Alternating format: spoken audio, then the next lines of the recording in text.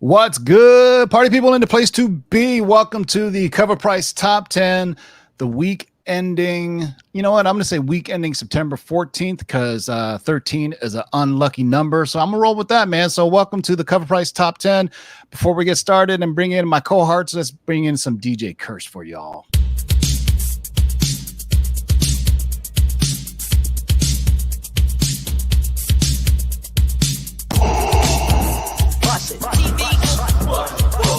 Shake and bake and pull it back. Oh my God. Hold on and get some, boys.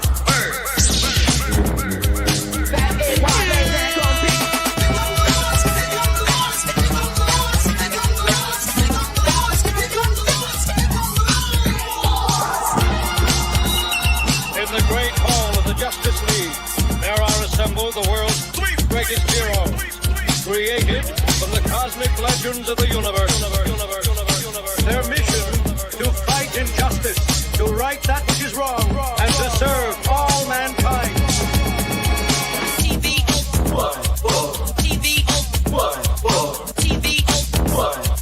Now that's a name I've not heard.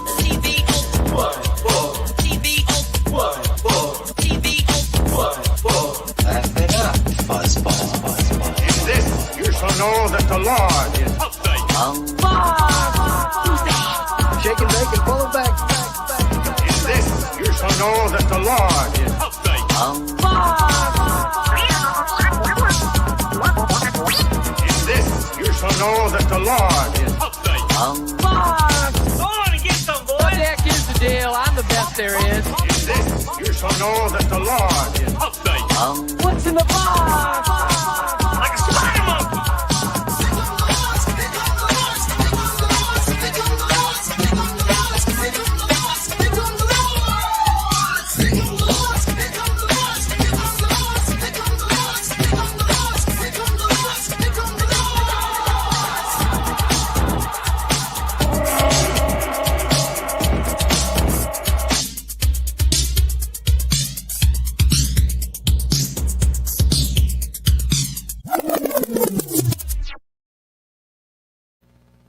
What's good, everybody? That's what I like to see. So before the intro song, there was 29 of you in there. Now there is 54 of you in there. So we got time for you to congregate.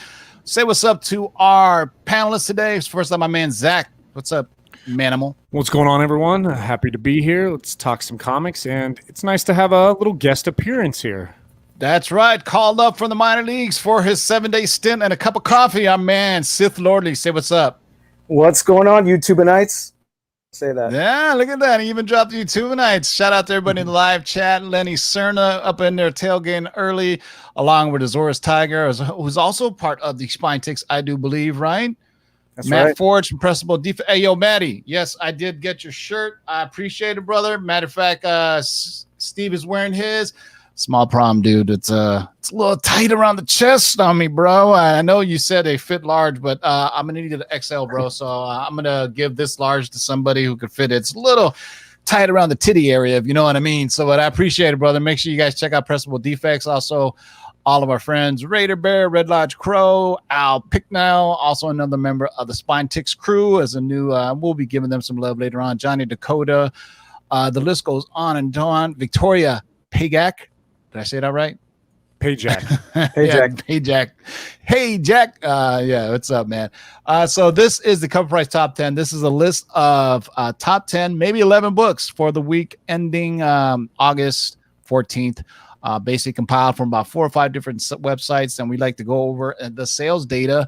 So let's right to it, boys and girls. So let's see. I am not going to set an over-under on Donny Cates this week. It's safe to say that's no longer a major thing for now. But up first, what we have is, that's right, we should have seen this one coming. On number 11 on the list, that didn't quite break the top 10, of course, is the classic Amazing Spider-Man, number 36, 2011. This is the tribute homage for September 11th. So quick shout out to remember all the fallen heroes and those we lost on September 11th. That was just passed. And as always, that book always means a tremendous deal. While there were some other tribute comics, this one has always remained as the favorite, remembering 9/11 for comic book collectors. You remember there's a Superman cover, a Captain America cover, but it's this all-black homage cover that really stands out for collectors. It sold 19 copies, had a 7-day trend of 125%, at a high sale of $179.50 for a CGC 9.8. This book is pretty hard to find, especially, believe it or not, it's hard to find a 9.8 because of its all black cover. But that being said, I've seen some incredible tributes done by artists using the like the silver markers when they do the art on them. For those who want, some people just get them signed like crazy, but I've seen some really, I've seen some pictures of like a NYPD and the firemen and some really cool ones. But this was I remember there was something about people were saying people were collecting that first appearance of Corona because of 2020 as a remembrance. No, that's stupid. This is a true memorial and tribute to all the heroes and the people that we lost for September 11th and so on and so forth. So another great book. So, all right. So let's get to number 10. Stevie, let's pop that cherry. What do you got for number 10? All right, number 10, Silk number 1 from 2015. Silk remains hot now that people have gone through Spider-Man 1 and 4. This is the one that they're targeting. Sold 19 copies, had a 7-day trend of 133%, and a high sale of $189.99 for a CGC 9.8. What's amazing is this particular one is on here because this is the dawn of the 2015 was at the height of every first issue had to have a numerous variants, and the 2015 was also really the beginning, the boom of online variants. I will show off a Phantom variant that I have, which is an ASM 300 homage. I talked about this before. Phantom Variants is one of the first online retailers before Frankie's, Unknown Comics, and all these other cats. Phantom Comics was like the one. They have this weird little kind of Phantom figure at the bottom. So there you go, man.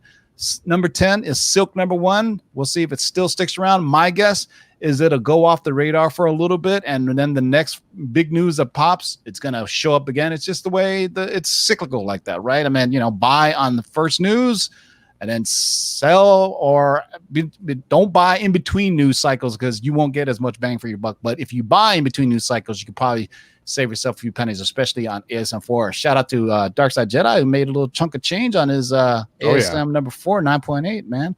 All right, number 10 on the list is Silk number 1 from 2015. Zach, what do we got for number 9?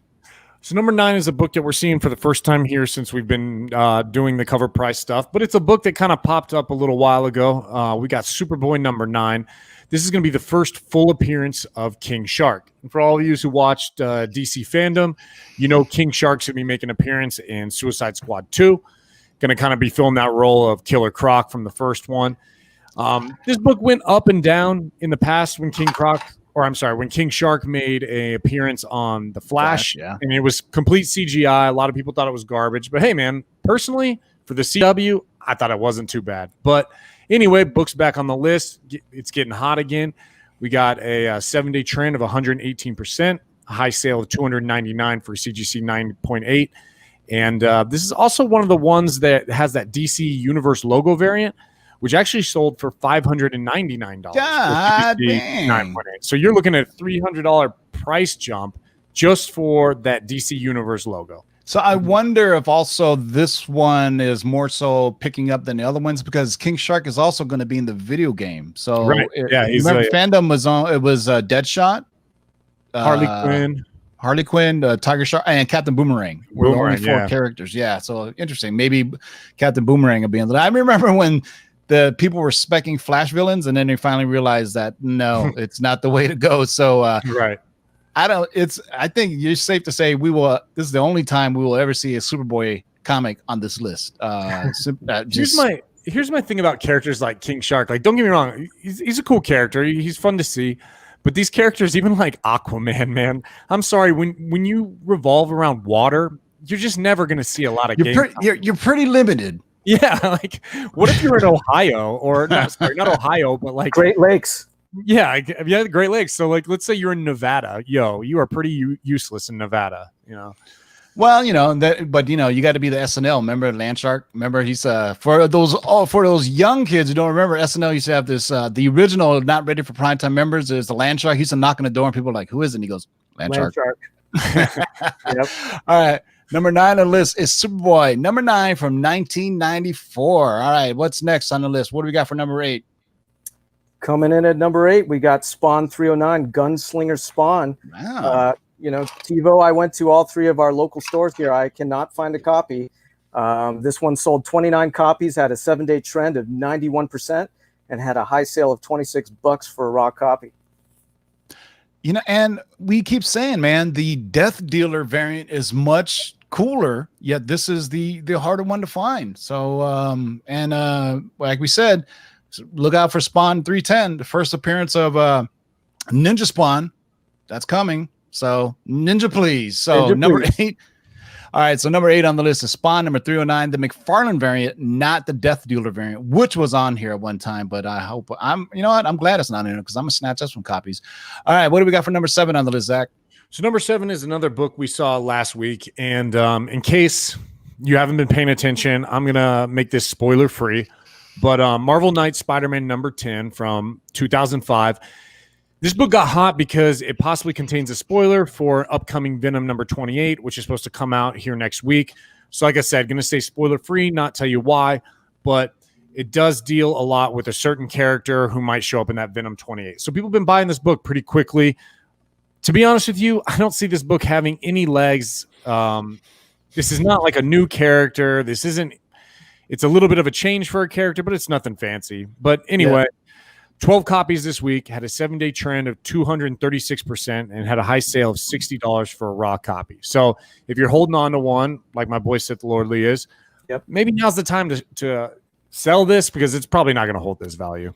Yeah, because I think the collecting market already knows the reveal for Venom 28. Surprised Donny Cates hasn't said anything about it yet, but you never know where it's going to go. So number 7 on the list is Marvel Knight Spider-Man number 10 from 2005. Who had that on their 2020 bingo card? Jesus Christ. All right, number 6 on the list is up here again. I think this is like a return to the list. What do we got, Sid? Yeah. We got Amazing Spider-Man 361 Carnage, one that I listened to the Lords and got my copy a long time ago.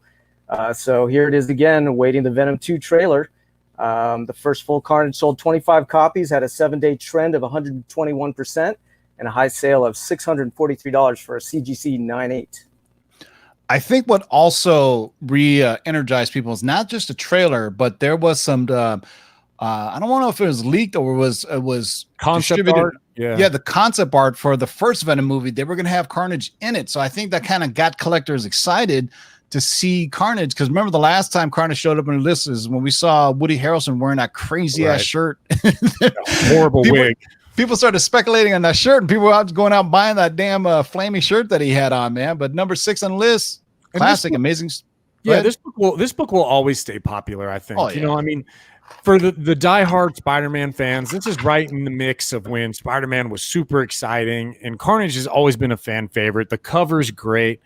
This is a book that if you are a Spider-Man fan, it should be in your personal collection. It should be it's a trilogy, right? It's 360, 361, and 362, right? Isn't the cameo in 360 or something, or somewhere along those lines? I mean, for you hardcore, it's almost like buying ASM 298 and up to 300. You got to have, all 3 of them to complete the kind of all the Venom little pieces to it. But be curious to see, because this is a high print run, 1992. We'll see, if Carnage sticks around, because we'll see if he's going to be a Venom one and done. It's always going to be careful with speccing on movies on villains, because a lot of times they're one and done.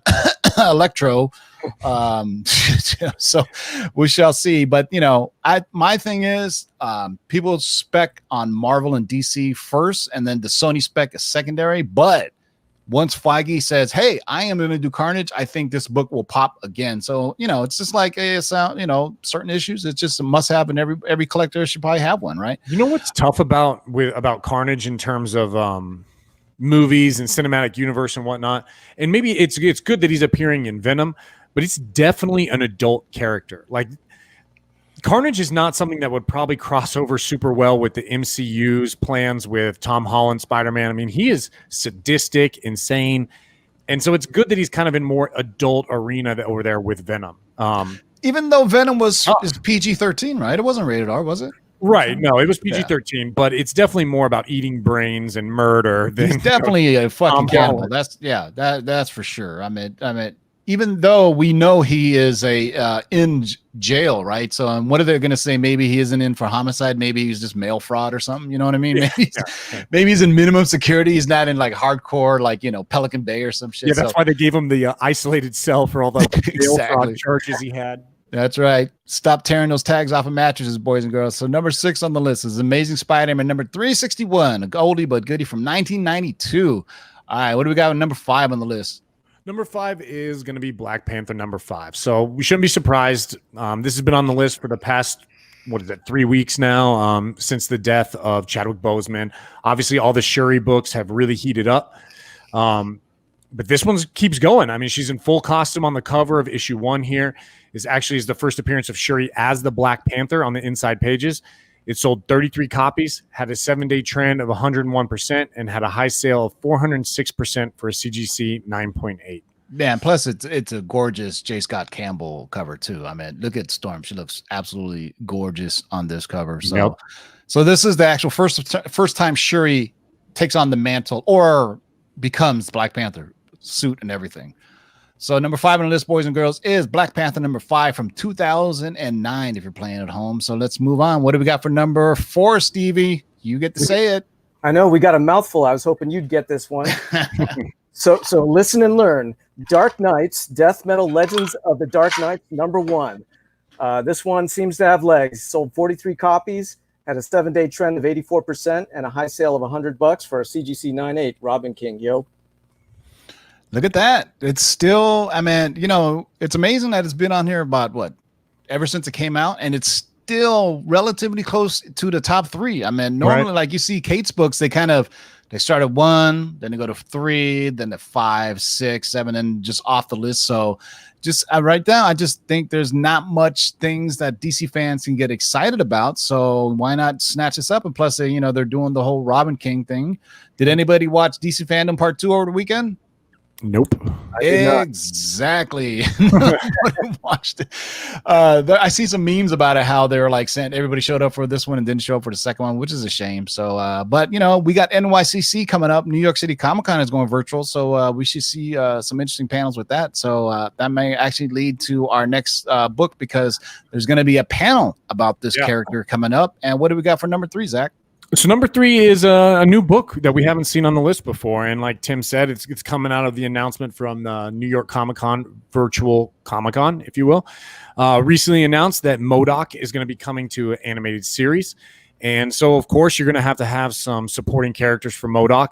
And what better than having an AIM scientist? And probably the biggest name out there is Monica Rappaccini. And first appearance in this issue. On the cover here, we also got the first appearance of her daughter, Carmilla Black, as the new Scorpion. So a lot of people believe that not only will Rappaccini play like a big role moving forward for AIM, but you might as well also see Carmilla Black. So this is a twofer, if you will, for first appearances here. We are really stretching on this one, aren't we? Because the MODOK is supposed to be an animated series, and it's supposed to be funny. So I mean, how far to go in the live chat? Quick, what is the acronym MODOK stand for? See, the first one in there gets a Marvel No Prize. So let's see if anybody gets one. This isn't as easy as sword or shield. So we'll see who has the quickest Google finger. Give us the MODOK acronym. But anyway, it's a pretty cool cover, actually. It almost looks like it's animated as like a anime or manga, right? It looks kind of almost cool, looks like it. And I remember seeing this when it came out, but it almost has a vibe that it could be like a hologram type cover too. Yeah. Right. So nobody got the MODOK, huh? So let me tell you, it means mental, mobile, mechanized organism designed only for killing. My God, that is, MODOK is a much better name than just call him that. All right, number 3 on the list is Amazing Fantasy number 7. I've never seen this. I never knew anybody was going out. The only Amazing Fantasy book I know, the modern one, is the Amadeus Cho book. So it just goes to show you, man, there are little nuggets everywhere filled. There's always first appearances, guys. So if sometimes they pop, sometimes they don't. But if you get them all, you'll never miss out. That's the way I think of it. All right, number 3, Amazing Fantasy number 7 from 2005. What do we got at number 2, Stevie? Yep, moving up from 4 to 2 is Black Panther 2. First appearance of Shuri. sold 34 copies, had a 7-day trend of 112%, and a high sale of $699, 99 cents for a CGC 98. Shows no signs of cooling off. Good Lord. That surprised me. Price, man. For a dollar bin book like 3 or 4 years ago. Yeah, Well, well, before I mean, Black Panther, it jumped a little bit right when the movie came out, and then Yeah. Shuri, but now up to, I mean, I have a copy, but you know, I just thought it'd be something cool to have, and I bought it for like $10. So $700 for a CDC 9.8. That doesn't sound too bad at all. I cannot find this in near mint for some reason. I don't know why. It's the exact opposite of a black cover, but these light covers, sometimes you could, if the color is right, like to me, an all white cover is the hardest for me to find spine ticks on. But if you get something like an orange or yellow, sometimes these covers are easy to find the spine ticks on. So there it is, man. Still pulling at number 2. So it should be interesting. I doubt this. I think this spec will continue for a while longer, because I doubt Marvel is even going to talk about it at all. Right. You know, it'll I think level off soon for sure. But yeah, you're right. There's not going to be any word on this for any time in the foreseeable. Yeah, I mean, you know, it'll take a while even before it's developed. I mean, there's been, we didn't even talk about the other news that dropped about the Jonathan Majors being cast for Ant-Man 3, and the rumors are that he's going to be playing Kang. We ran a story yesterday that our man Mikey Sutton, that he's going to actually debut as Ramatut. So for those who are missed out on the first appearance of Kang, go look for that FF19 book. That's the first appearance of Ramatut. And what was interesting yesterday is when this news dropped, Reed Richards was trending on Twitter because people say, oh, Reed Richards is going to be a person of color now. And, you know, obviously they just Googled Kang's name and saw Nathaniel Richards, but they didn't see like how this character has evolved over time. Whereas Ramatut, an Egyptian character, can easily be played by a African-American actor, right? Yeah, easily. Jonathan Majors can totally play Ramatut, and then, you know, go from there, and doesn't have any connection to Reed Richards, because, you know, that was retconned anyway. I won't talk about Tenet because, you know, there's certain people haven't seen it yet, but, you know, Manuel and I both saw it, and just with time travel, you can change all kinds of things. Let's just put it at that. I will have to see Tenet again to fully grasp what I just saw, but yeah, I got to watch it again. I loved it. I thought it was great. I like the first half, really like the first half. How it was more of like a spy flick, and, you know, how they're doing their thing. But man, second half, it got really weird on me really quick, and I should have paid more attention, because, you know, sometimes you're like, I can turn my brain off. Now with Nolan, don't turn your brain off, because you're gonna miss something. Yeah. All right, so number 2 on the list, Black Panther, number 2 from 2005. Everybody, rest in peace, Chadwick Boseman, and Wakanda forever, baby. What do we got for number 1? This is a surprising one to me, actually. Yeah, it's kind of surprised that it's jumped up to number 1 here. Obviously, it shouldn't surprise you too much, because we got Batman number 92. This cover is actually a variant cover with Punchline on the front. And we all know, like Tim said earlier, DC and Punchline, super hot, really popular right now. This is a one per store cover here. Sold 56 copies, had a 7-day trend of 95%, and it had a high sale of $355 for a raw. But it is worth noting that that has dipped a bit, and current market prices are roughly around the 180 raw range. So this is a great cover. There's a lot of these covers coming out. I believe I saw in the Movers and Shakers, Wonder Woman has issue 762 here with this type of cover. They've been making a lot of these little variant covers. They're cool, man. They're these DCs with I don't know what you would call it here, with the character in the front and then the design cover, or that's yeah, their design. Yeah, because what's confusing is the designer is also a character. Designer, yeah. And then, but these are the design variants. This isn't the first appearance of Punchline though, right? That's still a Hella Risen number. Hella Risen, yeah. And then Batman, 89 is also her appearance. I guess, you know, maybe it's the scarcity of it. Maybe, you know, I think it's just the cover, you know, any first cover for her. And then, it's a 1 per store retailer variant there. So, you know, it's a cool cover too, man. I mean, if you're collecting anything Punchline, it's probably something you want to get. So apparently, you know, DC really does their villain. You know what? I think it's, and I'll go full screen on this now. I think the modern day collector is really big on villains, right? I mean, if you think about the Robin King Punchline, and then you think about Null and Codex, Virix, and all those people, but the heroes don't seem to get that much love, but they probably have longer legs and will appear in more issues. Maybe the scarcity of a villain. I don't know, man. I think it has to do with it's harder for publishers to make a new hero because there's so many great heroes, and villains tend to have the shorter lifespan in terms of they just show up for arcs. They don't really have their own titles. So you're seeing more first appearances with villains than you do with big name heroes. Now, that being said, there are certain heroes like Blue Marvel, whose first appearance is an insane book to find. Because that's also a low print run, though. It was a miniseries, yeah. But also, I think like a movie spec on heroes has longer legs than it does on villains. True. Obviously, there's outliers. Like Thanos is probably still a relatively expensive book, but other villains that are kind of remember our boy Crossbones in the Captain America movie. Speaking of which, did you guys see that? What's his name?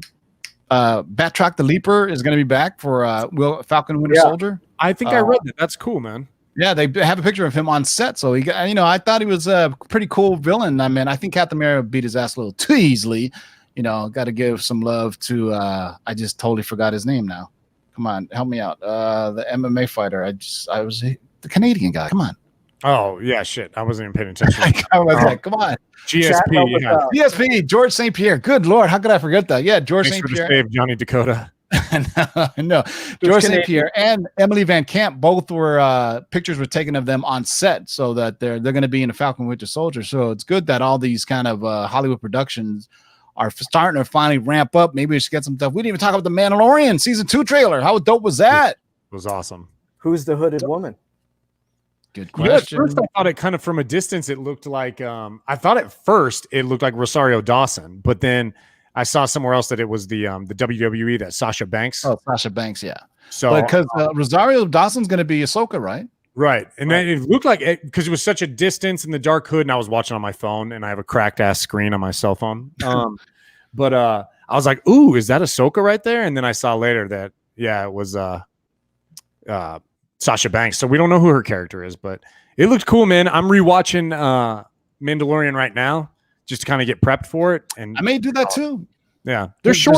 It's easy. Yeah, they're short. I mean, it's pretty easy. And plus it gives you something to watch before the next season starts. I did that with Umbrella Academy, and it made Umbrella Academy the second season much better if you have time to catch up on that. Speaking of which, both Manimal and I saw Tenet. I was finally able to go back to the movie theater, and I saw New Mutants, and I will drop my review of it tomorrow or Thursday. It's a 15-minute review, my longest movie review ever, because basically I talked about my whole theater going experience and how different it was in the age of COVID, where you can't even pour your own popcorn. You can't get refills on soda. Buying the tickets were different. So me, this guy named Bob, and some chick named Sue, who were just the only other people in the theater, but I felt I should introduce myself because it was kind of odd. It was just us three in there. We don't say anything to each other. But I wasn't that dude that sat exactly right next to him. I sat in another aisle. You don't want to be the guy in an empty theater just sits all up close to somebody. But so at my theater, you'd pick your seats. Like you have to pick your seat. No, that's what we did too. Yeah. And when you pick it, they automatically blocked off the two next to you.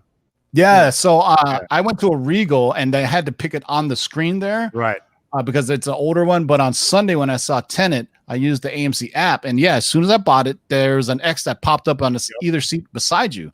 But then I sat there, and there was a dude next to me. I was like, he's not even 6 feet away from me. This makes no sense. But he wore his mask, so I was, whatever. It was fine. So we'll see. I mean, for me, it seemed okay. But I saw Tenet in AMC Dolby, incredible. Yeah, I mean. Now the story's a little crazy, but man, Manimal, the opening scene with the music and sound effects was incredible. Dude, I'm a Christopher Nolan groupie, so I mean, I could watch anything he films and love it. And yeah, it was epic, man. I really liked it. It's definitely a classic Nolan that you have to watch probably 2 or 3 times to really get everything. Because it's crazy. Opening sequence is amazing. The way he filmed it, the way everything, the way he filmed them going around I don't want to give away too much. There's a scene where they go into infiltrate an opera house kind of thing, and the way they film it is incredible. Especially get on the biggest screen you can, IMAX if possible, because I know Nolan films a lot of his stuff in IMAX. but definitely go support your movie theaters if you can, man. Tenet is, you got to see it on the big screen. I don't care if you have a 70-inch TV at home with Dolby Surround. You got to go to a theater where it's rattling the walls, full of great sound. Just go peep it on the big screen, man. All right, boys and girls, I think that is it for the day. Hey, by the way, I'm going to run the Lord's giveaway for one more week. So I will drop here the link in the video here to enter. Got a lot of great prizes. About 170 people entered. So I'm going to try to give away as much as I can. We're going to run this until the weekend. And then I will go live and do a winner next week on Tuesday or something. But so you got till Sunday to enter. Win some slabs, win some comic books, win some stuff from the Geeky Swag Shop. Forgot to mention our sponsors today, by the way. So shout out to all of our sponsors. KRSComics.com. Go to KRSComics.com. Use discount code of LOTLB to get 15% off anything in the KRS Comics store. This show is also sponsored by our friends over at Rocket Comics. Tell them Lords has sent you and get 20% off your pressing order. The show is also sponsored by our friends at the GeekySwagShop.com, where you get that handsome T-shirt I got on right there in white, and get yourself a face gator. And of course, the show is sponsored by our friends at CovrPrice.com. Go to CovrPrice.com and sign up for a 2-week free trial right now. And there was 3 winners announced already. They got a full 1-year, full-blown membership. And I want to thank all of you for the, we're up to about 5,300 subscribers now. Slowly but steady, sails the ship or else it'll sink. Any last words, Zach? Nope. Had a good time. I know 3 Minute Basement got something coming up here soon, so everyone tune into that. And Comic Swap Meet. Thanks to Sith Lordly for subbing in and helping us out tonight. Appreciate it, man. Yes, yeah, Steve. Tell them where you're at, where they can find you, and about the new live show you got called the Spine Tickers. Yeah, my homies and I started a channel called Spine Ticks. Azor's Tiger, Al Picknell, and 502 Roberto 08, and we all met in your chat, actually, Tim. So we're kind of like the Lord's franchise, and the name Spine Ticks, like pressable defects, right? Our East Coast affiliates, comic book terms. So you can tune in on Saturdays at 8 p.m. Just YouTube search Spine Ticks, you'll find us. And I do you one better. I left the link to the video, your channel, in the live chat. Come on, you got to come prepared, man. You got to drop those links on a hot dime. There you go. And we hope to have every one of you guys guests on the show at some point. Yeah, no problem, man. As soon as you upgrade your bandwidth there so we can see better, I'll definitely go on your show. Shout out to Pressable Defects. Maddie, I need an extra large, bro. That shirt's a little too tight against my titticles. So, maybe, or I got to lose weight or somewhere. Or I like to think I've been, hitting them push-ups. So, the chest is growing out. But thank you guys for joining us. So make sure you check out the Spine Ticks, Pressable Defects, all the guys. Make sure you check out the Lords of Long Box giveaway video. And we'll probably announce a winner next week. So thank you all for joining us. And until next time, boys and girls, keep digging in them long boxes. Peace out. Let me give you guys the outro.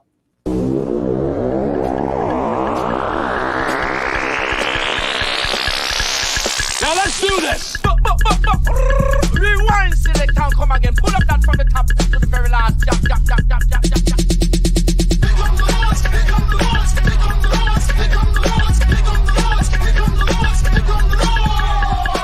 Who are you to make their lives bitter in hard bondage?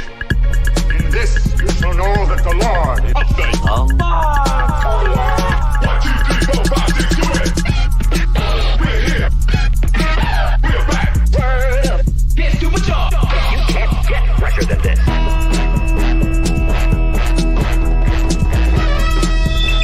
In the great hall of the Justice League, there are assembled the world's 5 greatest heroes. Their mission, to fight injustice, to right that which is wrong, and to serve all mankind. When it comes, I won't even notice. Oh, how so? I'll be too busy looking